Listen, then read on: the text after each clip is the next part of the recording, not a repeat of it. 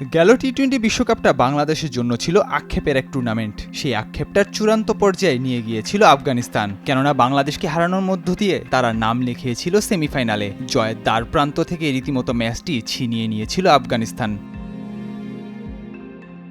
Saint ভিনসেন্টে অনুষ্ঠিত সেই ম্যাচটি আফগানরা আগে ব্যাট করে ১১৫ রান তুলতে সক্ষম হয়। সেমিতে উঠতে হলে বাংলাদেশকে সেই রান তাড়া করতে হতো ১২.১ ওভারে। কাগজ কলমের হিসেবে কাজটা সহজ মনে না হলেও বাংলাদেশের ব্যাটাররা এগুচ্ছিলেন জয়ের দিকেই, কিন্তু শেষ পর্যন্ত সেটি অধরাই থেকে যায়। বৃষ্টি আইনে লাল সবুজের প্রতিনিধিদের হারতে হয় ৮ রানে।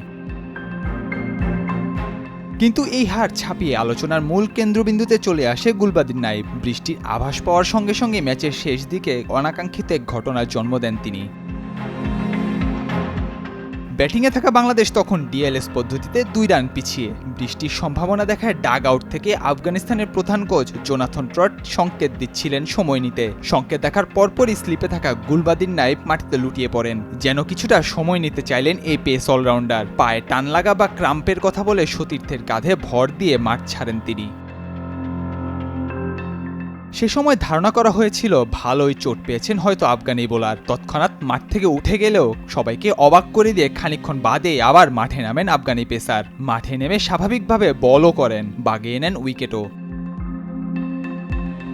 শুধু এখানেই থেমে থাকেননি তিনি। জয়ের উদযাপনে দৌড়েছেন স্প্রিন্ট অ্যাথলেটদের মতো, লাফিয়ে উঠেছেন সতীর্থদের কাঁধে। এ যেন ভানুমতি ভেলকির মতোই মুহূর্তে গায়েব ক্রাম্পের মতো ইনজুরি। গুলবাদিনের এমন কার্যকলাপে তার সমালোচনায় ভরে গিয়েছিল সামাজিক যোগাযোগ মাধ্যম। বেশ কয়েকজন ক্রিকেট বোদ্ধা তো সরাসরি বলেই বসেছিলেন ম্যাচের মোমেন্টাম নষ্ট করার জন্যই এমন অভিনয় করেছেন নাইব। যদিও এ বিষয়ে মুখে কুলু পেটে রাখা ছাড়া কিছুই করেননি আফগানি বোলার।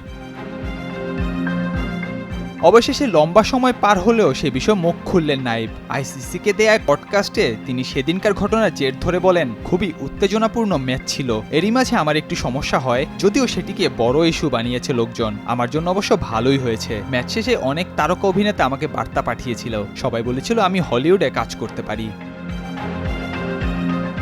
এ বিষয়ে কথা বলেছেন আফগান উইকেটরক্ষক ব্যাটার রহমানুল্লাহ গুরবাজও। গুলবাদিনকে পাশে রেখে তিনি হাসতে হাসতে জবাব দেন, তার চোট ছিল নাকি অভিনয় আমি সেটা আসলে নিশ্চিত নই। এরপর গুলবাদিনের উদ্দেশ্যে তিনি প্রশ্ন ছুড়ে দেন, আসলে ক্রাম্প ছিল তাই না? তখন তিনি নিজেই জানান তার ক্রাম্প হয়েছে। আমরা কেউই নিশ্চিত নই। মানুষ এ নিয়ে মজা নিচ্ছে। হয়তো তিনি চোটই পেয়েছিলেন, কারণ এটা তার শরীর। আমরা কিছু জানি না। কিছুটা অভিনয় হতে পারে। মাঝে মধ্যে ব্যাটিং বোলিং ফিল্ডিং ছাড়া আপনাকে দলের প্রয়োজন অনেক কিছুই করতে হতে পারে।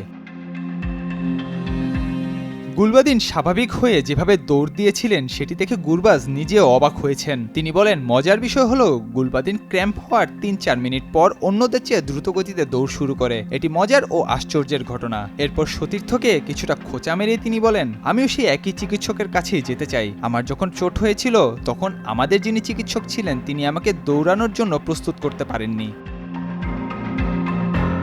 নাহিয়ান আরিফিন, নয়া দিগন্ত।